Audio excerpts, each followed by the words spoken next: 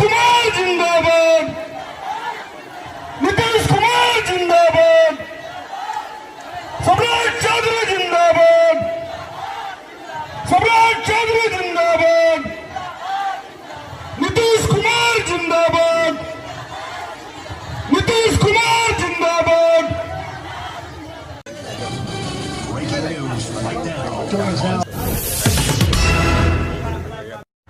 नमस्कार मित्रों, मैं आपका दोस्त अमनीश कुमार अपने YouTube चैनल न्यूज़ दुपट्टे में आपको बहुत बहुत स्वागत करते हुए एक बहुत बड़ी खबर के साथ रूबरू हो चुका हूं। मित्रों, जैसा कि आप देख रहे हैं मेरे पीछे की जो बड़ी पंडाल दिखाई दे रही है, ये पालीगंज अनुमंडल क्षेत्र के सिकरिया गांव के है। जो देखिए अभी नारे लगाए जा रहे थे, मुख्यमंत्री नीतीश कुमार जिंदाबाद, अन्य नेताओं के साथ नरेंद्र मोदी जिंदाबाद। तो ये देख रहे आज जो मुख्यमंत्री नीतीश कुमार के जो बिहार के मुख्यमंत्री हैं, इनकी पालीगंज के सिकरिया में एक सरदार वल्लभ भाई पटेल की जो मूर्ति विगत 6 वर्षों से बनकर तैयार थी, 2019 से वो आज जाके मुख्यमंत्री के हाथों उसका लोकार्पण हुआ।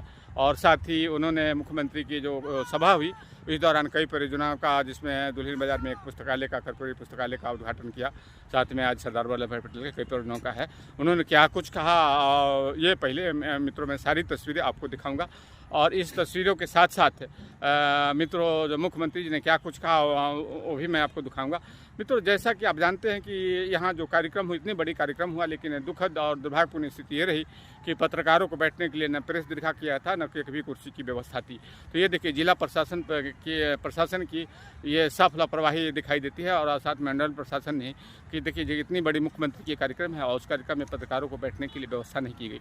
इस अवसर पर मित्रों माननीय मुख्यमंत्री के साथ, नीतीश कुमार के साथ, वो बिहार के उप मुख्यमंत्री सम्राट चौधरी, विजय चौधरी के साथ यहाँ कई स्थानीय नेताओं की यहाँ मौजूदगी रही। और इस दौरान मुख्यमंत्री ने क्या कुछ कहा, पहले ये देखिए, सारी तस्वीर देखिए, मैं फिर आपसे मित्रों बात करूँगा।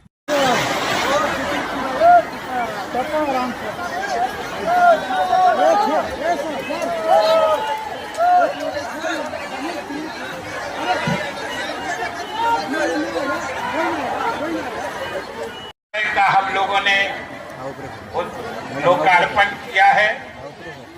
और दूसरे, आप ही के गांव सिकरिया में इस देश के लौह पुरुष सरदार वल्लभ भाई पटेल जी के मूर्ति का अनावरण किया है। भाई, हम तो सबसे पहले के सपनों का ग्रामीण समाज सिकरिया और पालीगंज बनाने का अगर कोई नेता सबसे अधिक ईमानदारी से काम किया है बिहार में, तो वो हमारे मुख्यमंत्री नीतीश कुमार जी हैं, जिन्होंने ईमानदारी से काम किया है। और साथियों, ईमानदारी की पहचान क्या होती है कि पिछले 20 वर्षों से हम अपने नेता के नेतृत्व में बिहार के लोगों की सेवा कर रहे हैं। और अगर ईमानदारी नहीं होती है तो ज्यों-ज्यों किसी मुख्यमंत्री का कार्यकाल बढ़ता है, उसकी लोकप्रियता घटती जाती है। लेकिन हमारे नेता वाहिद नेता है, मतलब अकेले नेता है पूरे देश की राजनीति में। ज्यों-ज्यों इनका मुख्यमंत्री के रूप में कार्यकाल बढ़ता है, त्यों-त्यों इनकी लोकप्रियता भी बढ़ते जाती है। और आज 20 साल तक बिहार के लोगों की सेवा करने के बाद भी मुख्यमंत्री की लोकप्रियता कहां तक है, ये आज सिकरिया के लोगों के द्वारा इसका प्रमाण दिया जा रहा है। आज सिकरिया की इस कार्यकर्ता संवाद में आप एनडीए के 5 घटक दलों के कार्यकर्ताओं ने जो एकजुटता का प्रदर्शन किया है, हमें पूरा यकीन है। आपको शुभकामनाएं भी देते हैं और आपको तैयार रहने की अपील भी करते हैं कि आने वाला समय हमारा होगा, एनडीए का होगा और मुख्यमंत्री के नेतृत्व में। नीतीश कुमार जी का मतलब है सरकार में लगातार काम करते रहना। एनडीए की सरकार 2005 में आपने बनाई थी साथी, और लगातार गांव के बेसिक काम को पूरा करना आदरणीय नीतीश कुमार जी के नेतृत्व में लगातार बढ़ते रहा। और बिहार को आपने देखा है साथियों, जिस बिहार में मात्र 350 मेगावाट बिजली लोग खपत करते थे, आज 9000 मेगावाट बिजली हम खपत कर रहे हैं। लेकिन नीतीश कुमार जी ने पूरे विकास कार्य की योजना में जिस तरह घर घर तक बिजली पहुंचाने का काम किया, गांव गांव तक बिजली पहुंचाने का काम किया, आज मैं गर्व से कह सकता हूं 12 अगस्त को जब आदरणीय मुख्यमंत्री जी सबको बिजली बिल देने का काम कर रहे थे, तो आदरणीय मुख्यमंत्री जी ने उसके पहले घोषणा किया था कि जुलाई माह से हम 125 यूनिट जो बिजली है इसका 100% सब्सिडी देंगे। आपको जानकर आश्चर्य होगा कि जिस बिहार में मात्र 17 लाख लोगों के पास ही बिजली कनेक्शन हुआ करता था साथियों, आज 2 करोड़ 14 लाख लोग बिजली कनेक्शन से जुड़े हैं।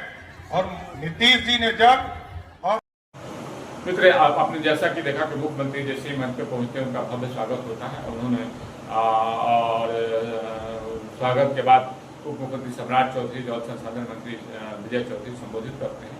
मित्रों, एक वहाँ एक बहुत बड़ी इस खबर से ही जुड़ा हुआ खबर है कि इतनी बड़ी मुख्यमंत्री की जो कार्यक्रम आयोजित की थी, लाखों करोड़ में खर्चा किया गया और इसमें दुर्भाग्यपूर्ण स्थिति रही कि वहाँ पे उपस्थिति जो है पुरुषों की कम दिखाई दी और महिलाओं की ज़्यादा थी। खैर एक मुख्यमंत्री जी के सभा में महिलाओं की उपस्थिति थी, मुझसे भी संवाद करते हैं जिनका कि अभी बड़ी दीदियाँ मौजूद थी।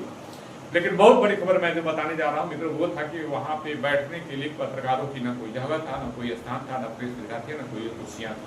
तो ये बहुत मुख्यमंत्री की इतनी बड़ी कार्यक्रम है, सरकारी कार्यक्रम था, लेकिन जिला प्रशासन और जो भी प्रशासनिक व्यवस्था की चूक कही जाएगी या मनमानी कही जाए, जो भी कही, इसके वजह से पत्रकारों को बैठने की जगह नहीं था और कुव्यवस्था की स्थिति थी। मुख्यमंत्री का इतनी बड़ी कार्यक्रम में इस तरह के व्यवस्था होना अपने आप में एक दुखद और दुर्भाग्यपूर्ण स्थिति कही जाएगी। मित्रों, आइए बात करते हैं मुख्यमंत्री ने क्या कुछ कहा, ये सुनिए मुख्यमंत्री के जुबानी। और जैसा कि कुछ तस्वीरें आई, जिंदाबाद जिंदाबाद,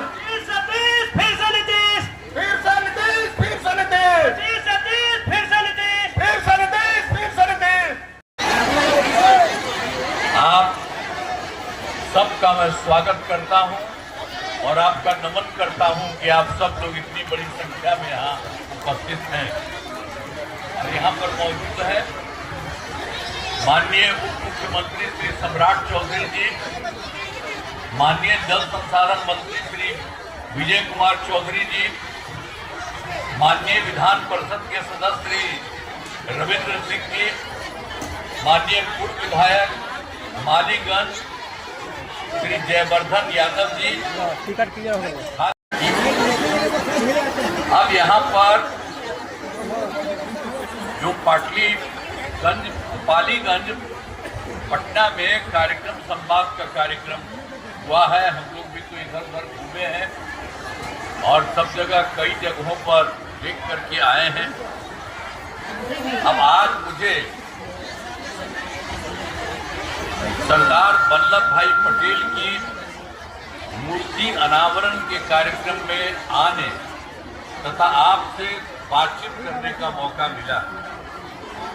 बहुत खुशी की बात है कि इस कार्यकर्ता संवाद में आप सब लोग उपस्थित हैं।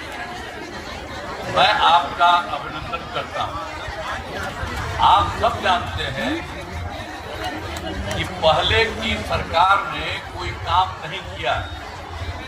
हम लोग तो आए 24 नवंबर 2005 को एनडीए की सरकार बनी, इसमें बीजेपी जदयू सब की सरकार बनी, तो उस समय तक तो हम लोगों ने काम शुरू किया, लेकिन उसके पहले कहीं कोई काम नहीं था।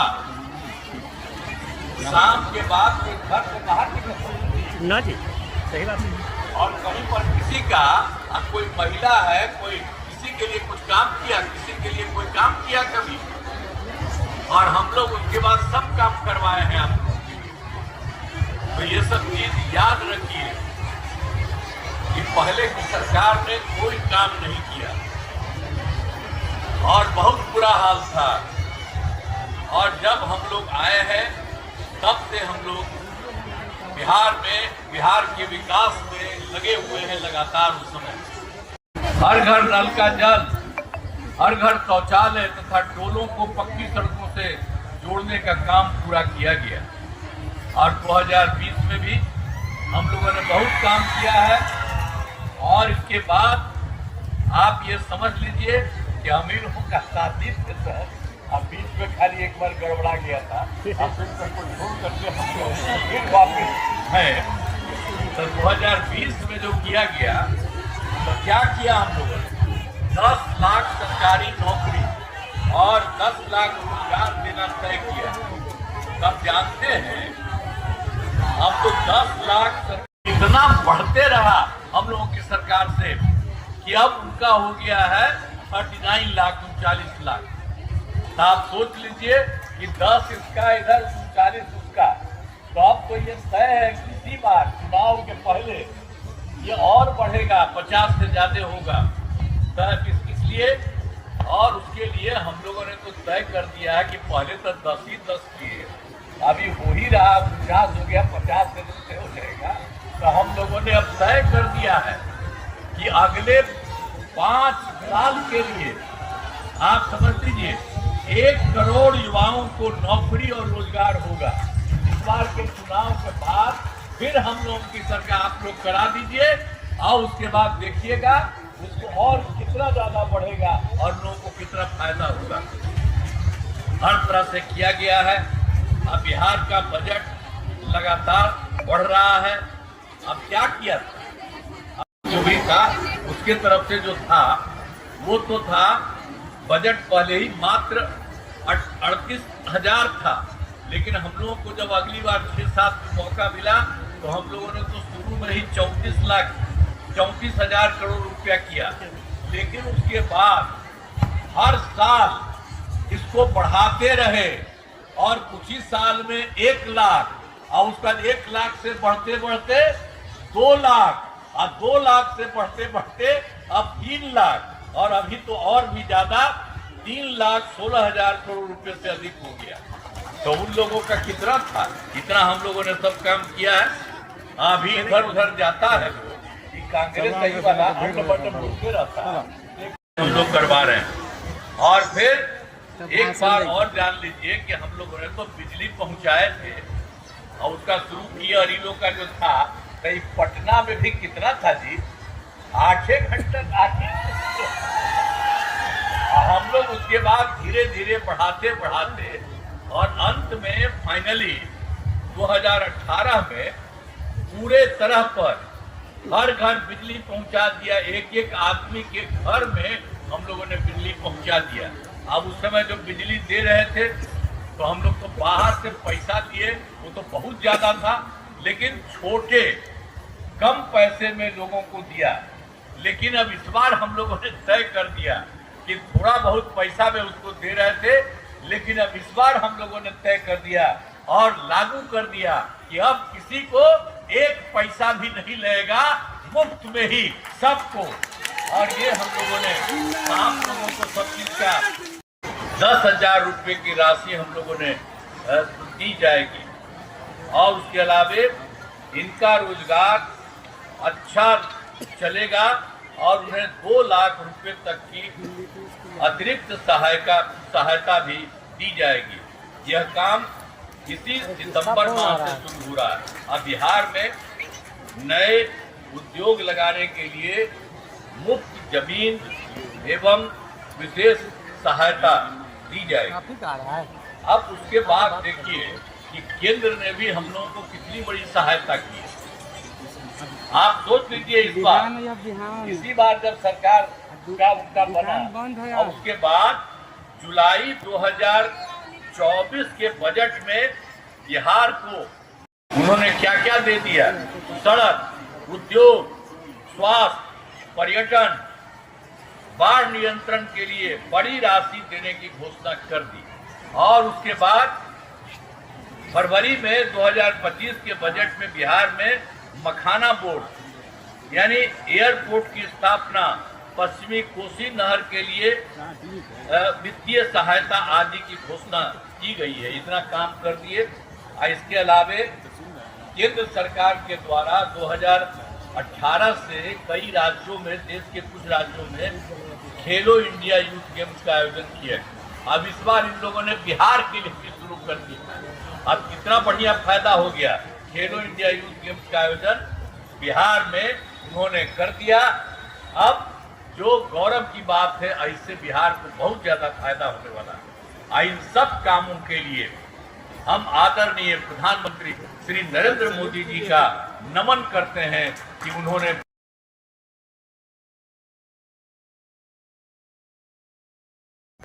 मित्रों, जैसा कि आपने देखा कि मुख्यमंत्री नीतीश कुमार ने क्या कुछ कहा, वह सरदार वल्लभ भाई पटेल के मुख्य आदमकद प्रतिभा का अनावरण के बाद उन्होंने मंच पे पहुंचे, सभा स्थल पर पहुंचे और उनका भव्य बड़े फूल मालाओं से उनका स्वागत किया गया। साथ में जोरदार यहाँ के कार्यकर्ताओं द्वारा नारेबाजी की गई। मुख्यमंत्री जी का भव्य स्वागत किया गया।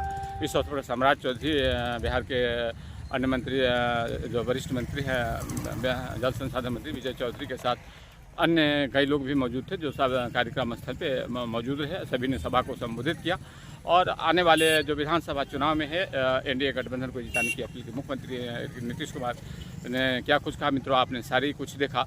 जैसा कि आप देखा कि मुख्यमंत्री जी ने कई बार जो है सभा को संबोधित करते हुए पालीगंज का नाम लेने की कोशिश की, लेकिन ठीक से वो नाम नहीं बोल पाए। तो मुख्य ये स्थिति है कि मुख्यमंत्री जी अब जो है पुरानी लय में नहीं दिख रहे थे। उनकी जो वर्तमान स्थिति है वो अब बिल्कुल जैसा कि लगता है शरीर उनका साथ नहीं दे रहा है और कई बार वो बीच में भाषण देते हुए, सभा करते हुए लड़खड़ा से गए। तो ये सारी तस्वीरें मित्रों मैं आपको दिखाने की कोशिश किया। पालीगंज से जो मुख्यमंत्री का कार्यक्रम स्थल था, वहाँ देखिए मेरे पीछे की तस्वीर तो दिखाई दे रही है। यहाँ बड़े पैमाने पे कार्यकर्ता और महिलाओं की खास करके बड़ी भागीदारी रही। पुरुष तो कम दिखाई दिए और जो सभा स्थल थी, पंडाल था, उसमें महिलाएं बड़े पैमाने पे लगभग 90% महिलाओं की उपस्थिति है। तो ये सारी तस्वीरें को मैंने मित्रों आप सभी के समक्ष दिखाने की कोशिश किया। इस खबर के साथ इतना ही। नमस्कार। अगले खबर के लिए मैं आपसे हाजिर हूँ।